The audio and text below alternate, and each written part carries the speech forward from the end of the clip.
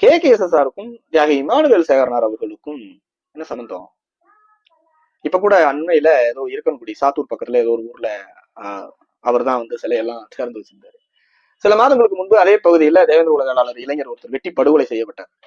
KKSSR உடைய நிலைப்பாடு என்ன செஞ்சாரு?